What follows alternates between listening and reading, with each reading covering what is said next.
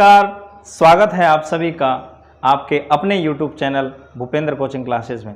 दोस्तों, आज एक नई विषय लेने वाले हैं, नई विषय हिस्ट्री पढ़ाने वाले हैं, हिस्ट्री से शुरुआत करने वाले हैं, इतिहास लेने वाले हैं। पिछली वीडियो में हमने संस्कृत पढ़ा, उसके बाद में अगली विषय की डिमांड आ रही थी कोई एक नई विषय ली जाए, तो नई विषय के रूप में जीके में हम प्रारंभ कर रहे हैं इतिहास विषय से। इतिहास विषय में एक ऐसा टॉपिक है, चर्चित जो टॉपिक है जैन धर्म। उस जैन धर्म से पहले पढ़ने से पहले एक पृष्ठभूमि होती है, अपन समझने का प्रयास करेंगे कि धार्मिक सुधार आंदोलन, इनकी आवश्यकता क्यों पड़ी जैन धर्म बौद्ध धर्मों की। धार्मिक सुधार आंदोलन के तहत इनका प्रादुर्भाव हुआ पूरे विश्व में। 6वीं शताब्दी ईसा पूर्व ऐसा समय था जब धार्मिक पूरे विश्व में सब जगह ये धार्मिक सुधार आंदोलन हुए। उन्हीं में उसी प्रक्रिया में भारत में भी जैन धर्म और बौद्ध धर्म प्रकाश में आई। उससे पहले हम एक चीज़ समझने का प्रयास करते हैं कि ये धर्म क्या है, कहाँ से निकला, धर्मों की आवश्यकता कैसे पड़ी, इसको समझने का हम प्रयास करेंगे। इतिहास जो सब्जेक्ट है, देखो मैं आपको शुरू से बता रहा था कि कौन सा विषय, कोई सी भी विषय हम पढ़ें तो उससे पहले ये सवाल ज़रूर करें कि हम उस सब्जेक्ट को क्यों पढ़ें। जैसे हम पढ़ रहे हैं हिस्ट्री, हिस्ट्री क्यों पढ़ें? ऐसे थोड़ी किसी विद्वान लोगों ने हमारे सिलेबस में ये चीज़ डाली है तो कोई ना कोई कारण अवश्य रहा होगा कि इतिहास पढ़नी है, तो इतिहास क्यों पढ़ना है? इतिहास ऐसा समय जो हमारे वर्तमान से पहले का है, यानी कि वो चला गया है। इतिहास इसलिए पढ़ना चाहिए ताकि हमारे जो बड़े बुजुर्ग हैं, जो राजा महाराजा रहे थे, हमसे पूर्वज जो रहे थे, उन्होंने ऐसे क्या क्या कार्य किए और उन कार्यों में क्या गलती रही, और ऐसे कौन से कार्य जो विशेष कार्य थे, अच्छे जो कार्य थे उनको ग्रहण किया जाए, और जो जिन कार्यों में गलती रही उनको सुधार करके एक नए आगे प्रगति की ओर किया जाए, और जो पूर्व में जो गलती हुई वो गलती अब ना हो। बस इसीलिए हमें इतिहास पढ़ने की आवश्यकता होती है। बड़े बड़े जो मंदिर हैं, एक जो शिलाओं पर नई नई निर्माण क्रिया है, जो पहले करते थे शिल्पकला में, क्या आज कर सकते हैं क्या? इन सारी चीज़ों को, कलाकृतियों को देख करके, प्राचीन संस्कृति को देख करके, प्राचीन जो संस्कृति, जो समाज था किस प्रकार का था, इन सभी चीज़ों को देखते हुए वहाँ से अनुभव लें, उस अनुभव को लेकर के हमारे भविष्य को सुधारें, एक नई प्रेरणा लें। इसीलिए हमें हिस्ट्री पढ़ने की आवश्यकता होती है। देखिए, मैं आपको बता रहा था कि धर्म का प्रारंभ कैसे हुआ, धर्म कैसे प्रादुर्भाव में आया, किस प्रकार से इस चीज़ की शुरुआत होती है। धर्म, मैं आपको एक बात बताऊं, एक अपना जो समाज है, मानव समाज, मानव जो समाज है, मानव समाज का उत्थान हुआ। मानव जो सभ्यता है, मानव सभ्यता प्रकाश में आई। मानव सभ्यता जब प्रकाश में आती है, सोचने समझने लगते हैं, तो सबसे पहले क्या होता है, उसकी एक विशेष शक्ति। मैं आपको एक चीज़ बता दूं कि इस दुनिया में सबसे बड़ा यदि कोई धर्म है तो वो धर्म है मानव धर्म। इस टॉपिक में यदि किसी धर्म विशेष से संबंधित कोई बात आती है तो वो ग्रंथों में जो लिखा हुआ है वो मैं आपको पढ़ाऊंगा। मैं अपने बारे में, मेरी जो अपनी विचारधारा है वो यही है कि धार्यते इति धर्मः, जिसे धारण किया जा सके वही धर्म है, और मानव धर्म सबसे बड़ा धर्म है, मानव धर्म सबसे महत्वपूर्ण धर्म है। जैसे मैं बताऊं आपको, यदि आप अपन अभी विद्यार्थी हैं तो विद्यार्थी का धर्म क्या होता है, इस समय एक लक्ष्य होकर के ईमानदारी के साथ तैयारी करना। और जो शिक्षक है, शिक्षक का धर्म क्या है, ईमानदारी के साथ अच्छे से अच्छा कंटेंट दे करके अच्छी शिक्षा देना। हर एक वर्ग का, हर एक वही उसका धर्म होना चाहिए, मेरी ऐसी विचारधारा है। मजदूर है तो अपनी मजदूरी ईमानदारी से करे, यही सबसे अच्छा धर्म होता है। इसमें धर्म से संबंधित जो भी बात आती हैं उनको आप अन्यथा ना लें, इसमें वही पढ़ाया जाएगा जो प्राचीन ग्रंथों में लिखा हुआ है, हमारे इतिहास में जो लिखा हुआ है। जैसे अपन पढ़ रहे थे धार्मिक सुधार आंदोलन। धार्मिक सुधार आंदोलन के अंतर्गत मैं बता रहा था कि धर्म की शुरुआत कैसे हुई, धर्म है क्या। क्योंकि हमारे जब तक कोई भी टॉपिक को पढ़ो उसका जड़ तक जब तक अपन नहीं पहुंचेंगे तब तक उसका कॉन्सेप्ट क्लियर नहीं होता है। जड़ तक पहुंचना बहुत अति आवश्यक है। हम पढ़ रहे थे जैन धर्म। जैन धर्म का प्रादुर्भाव आया जब धार्मिक सुधार आंदोलन हुए। धार्मिक सुधार आंदोलन की आवश्यकता क्यों पड़ी? कहीं ना कहीं कोई प्राचीन जो धर्म था उसमें कोई कमी रही होगी, कोई त्रुटि रही होगी, उसको पूर्ण करने के लिए ऐसे धर्म प्रादुर्भाव में आए, प्रकाश में आए। तो ये धर्म क्या बीमारी है, ये धर्म क्या है, इसको समझने का अपन प्रयास करते हैं।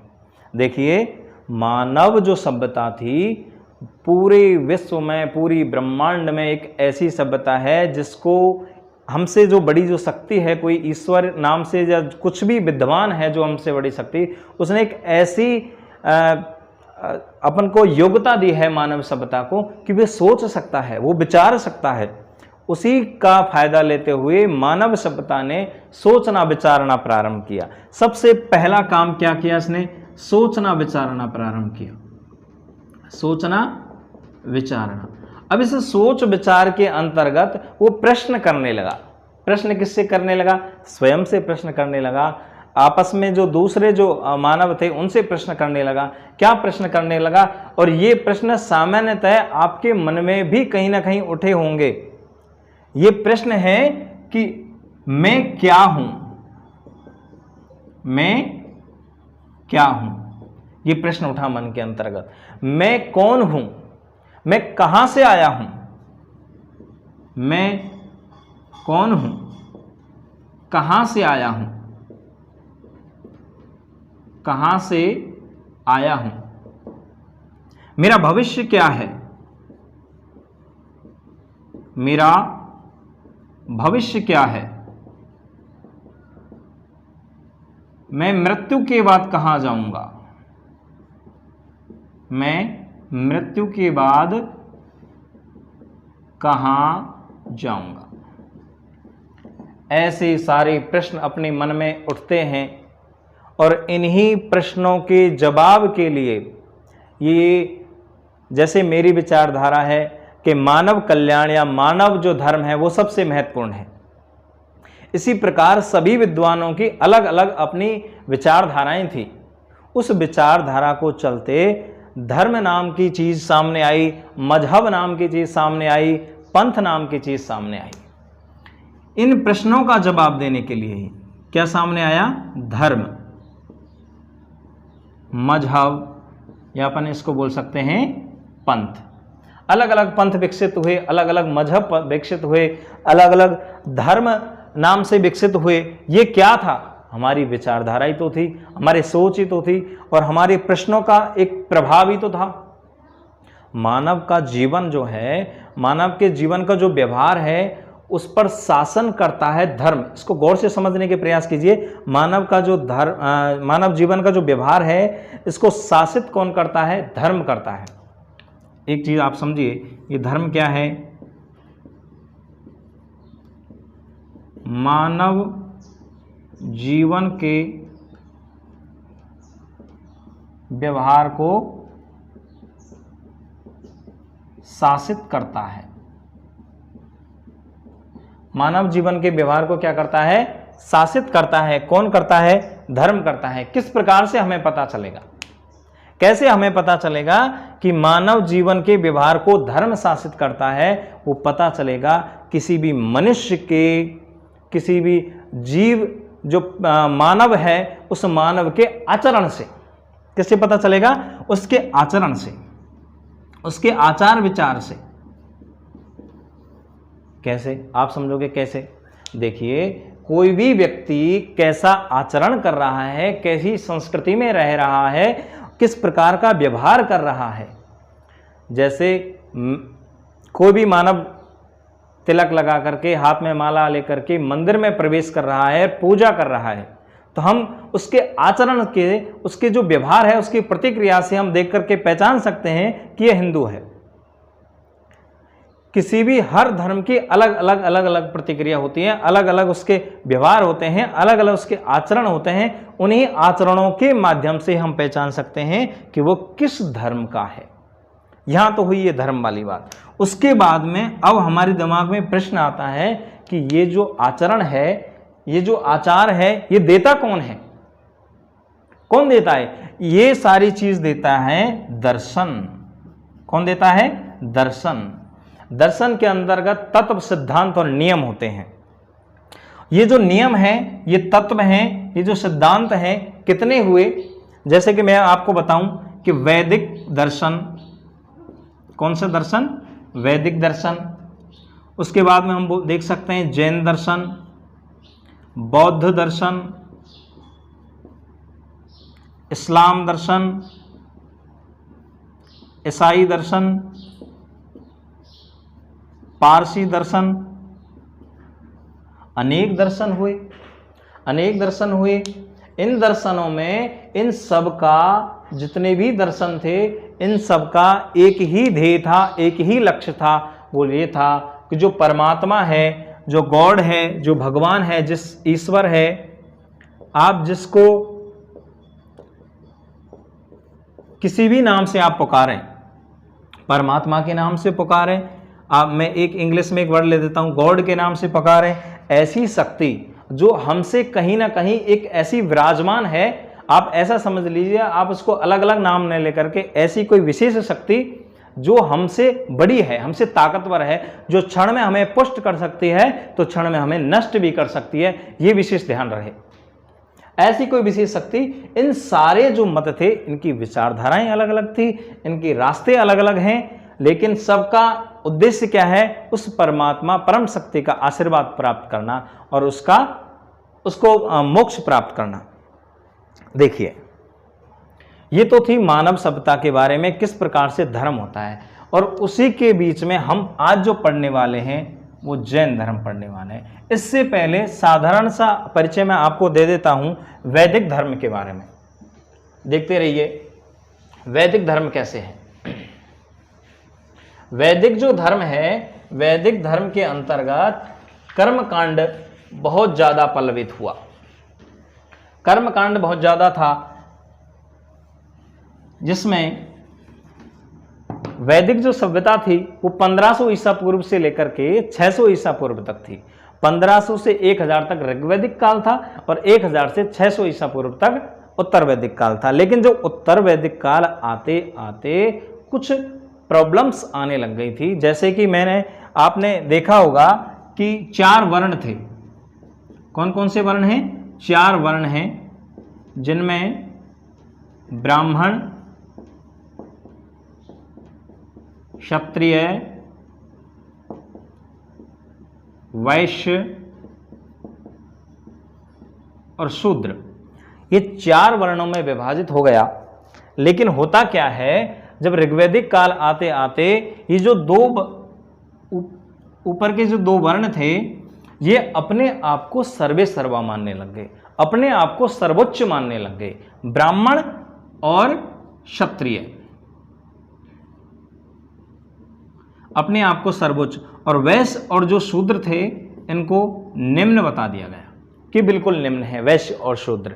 ब्राह्मण अपने आप को देव समान मानते थे, क्षत्रिय उनको अपने प्रतिनिधि मानते थे, इसलिए कि यदि कोई ब्राह्मण मंत्रों का उच्चारण करेगा, यदि कोई ब्राह्मण मंत्रों का उच्चारण करेगा तो वो उन्हें किसी प्रकार का दोष नहीं लगेगा। लेकिन यदि ब्राह्मण के अलावा अन्य कोई यदि मंत्रों का उच्चारण करता है, गलत उच्चारण करता है, तो उसको नरक भोगना पड़ेगा। स्वर्ग और नरक जैसी अवधारणाएं विकसित हुई। देखिए, मेरी विचारधारा फिर मैं आपको बता देता हूं, स्वर्ग और नरक मेरे विचार से यही है। किसी ने कहा ना कि अच्छा भी है और बुरा भी है, यकीन नहीं तो करके देख, स्वर्ग भी है और नरक भी है, और यकीन नहीं तो मर के देख। तो दोस्तों, स्वर्ग भी यही है, नरक भी यही है, अपने को यही भोगना पड़ता है। ऐसी विचारधाराएं प्रकाश में आने लगी। ब्राह्मण, क्षत्रिय, वैश्य, शूद्र, ये 4 वर्ण थे। 4 वर्णों में ब्राह्मण और क्षत्रिय अपने आप को सर्वोच्च और वैश्य और शूद्र निम्न मानने लग गए। कर्मकांडी हो गए, यज्ञ यज्ञादि आदि जो प्रकाश में आने लगे, यज्ञ अधिक प्रकाश में आने लगे। इन्हीं विचारधारा को कम करने के लिए, इस विचारधारा को प्रभाव में कम में लाने के लिए ये जो धर्म है, जैन धर्म और बौद्ध धर्म भारत में प्रकाश में आए। जैसे कि एक और जो छुआछूत है, छुआछूत की अवधारणा बहुत ज़्यादा बढ़ने लगी। छुआछूत की अवधारणा बहुत ज़्यादा बढ़ने लगी। उसके बाद में जो गर्भ में कन्याओं की हत्या होने लगी, उसके बाद इसके बारे में कहा गया था कि कन्यायाः शोकः पुत्रेषु हर्षः, कन्या शोक का विषय है, कन्या यदि पैदा होती है तो, और पुत्र यदि उत्पन्न होता है तो वो हर्ष का विषय है।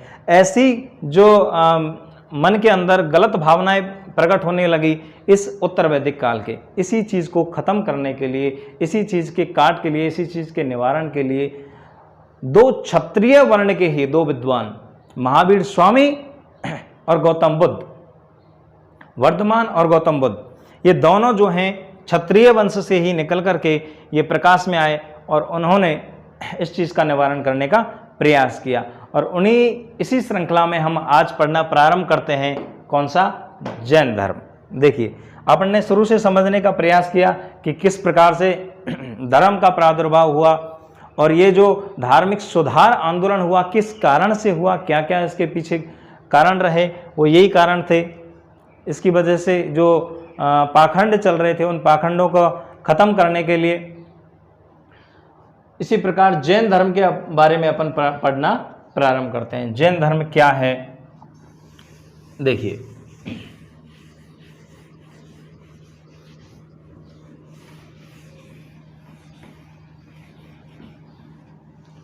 मनसा वाचा कर्मणा, जैन धर्म। देखिए,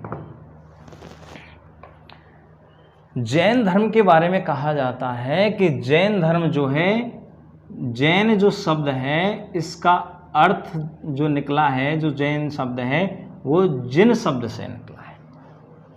जिन का अर्थ क्या होता है? जिन का अर्थ होता है विजेता। जिन का अर्थ क्या होता है? विजेता। देखिए कहाँ से कहाँ, कड़ी से कड़ी जुड़ती है। जैन जो शब्द है वो जिन शब्द से निकला है और जिन का अर्थ होता है विजेता। किस चीज का विजेता? इंद्रियों का विजेता। इंद्रियां कौन कौन सी? इंद्रियां क्या होती हैं? ज्ञानेंद्रियां, ज्ञानेंद्रियां, कर्मेंद्रियां और अंतःकरण, ये चीज होती है। ज्ञानेंद्रियां कौन कौन सी होती है? आँख, कान, नाक, जिह्वा और त्वचा। कर्मेंद्रियां कौन कौन सी होती हैं? हाथ, पैर, मुंह, लिंग और गुदा। अंतःकरण मन, बुद्धि, चित्त और अहंकार। इन सभी चीजों पर कंट्रोल करने के लिए जो इन सभी चीजों को जीत लेता है वही क्या कहलाता है? विजेता कहलाता है। एक चीज और बताऊं, और अंदर घुसो। इन इंद्रियों पर नियंत्रण कब पाएगा मनुष्य? जितेंद्रियो आसन है, जिसने आसन को जीत लिया वो जल्दी ही इंद्रियों को जीत लेगा, और जो इंद्रियों को जीत लेगा वही क्या कहलाएगा? विजेता। इसी प्रकार से जिन जो शब्द है वो इसका अर्थ क्या है? विजेता है। एक चीज, तीर्थंकर हुए थे। जैन जो धर्म है उसके अंतर्गत जैन मुनि जो होते 24 हुए थे, उन जैन मुनियों को कहा जाता है तीर्थंकर। अगला क्या है?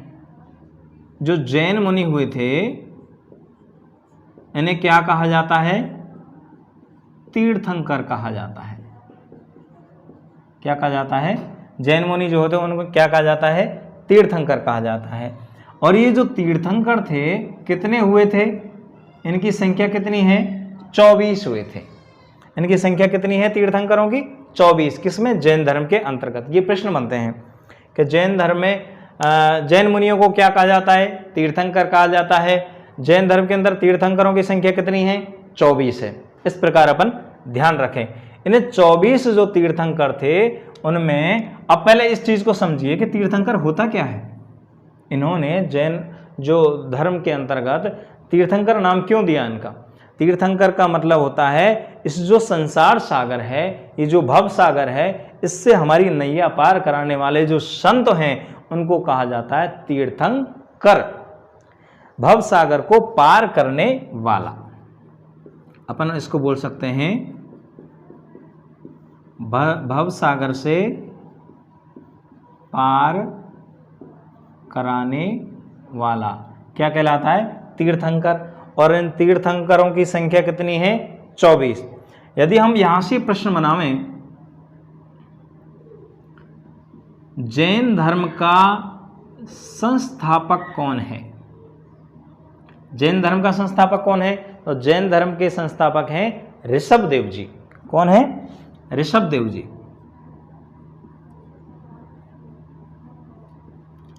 ऋषभदेव जी। उसके बाद में ऋषभदेव जी का दूसरा जो नाम है वो दूसरा नाम है आदिनाथ। क्या नाम है? आदिनाथ।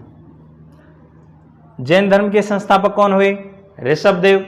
इनका नाम पूर्व और दूसरा नाम क्या है? आदिनाथ।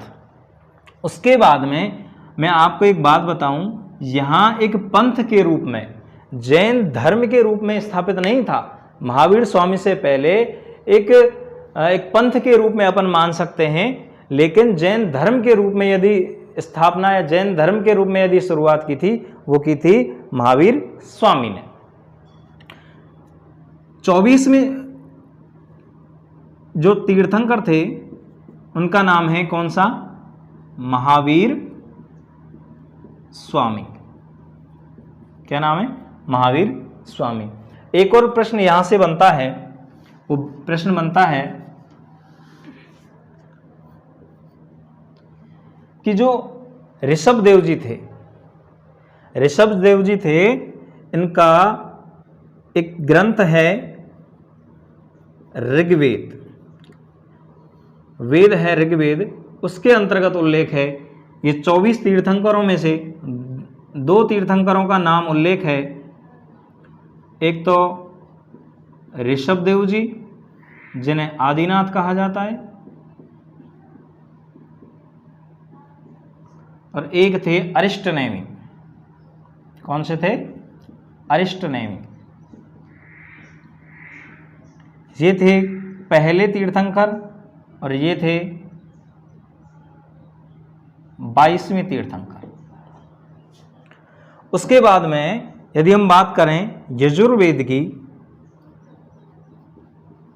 यजुर्वेद के अंतर्गत थे, कौन से थे? यजुर्वेद के अंतर्गत केवल ऋषभदेव जी का उल्लेख है, जिन्हें आदिनाथ कहा जाता है। ऋषभदेव जी का उल्लेख है। भगवत जो पुराण है, भगवत पुराण और जो विष्णु पुराण है, इन दोनों के अंतर्गत ऋषभदेव जी को विष्णु का अवतार माना है, नारायण का अवतार माना है।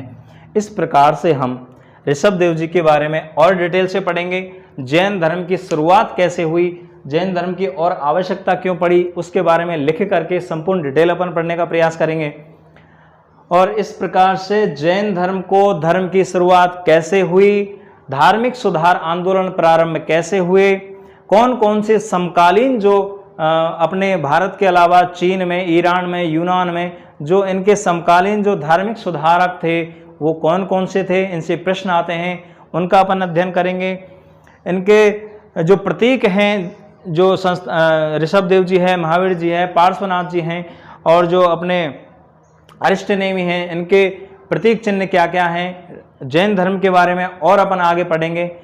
आज के लिए इतना ही, धन्यवाद। और अपने चैनल को सब्सक्राइब करें, लाइक करें, शेयर करें, कमेंट करें, धड़ाधड़ करते रहें और आगे बढ़ते रहें, अपनी जीके पढ़ते रहें, अपने नॉलेज को बढ़ाते रहें। नमस्कार, धन्यवाद।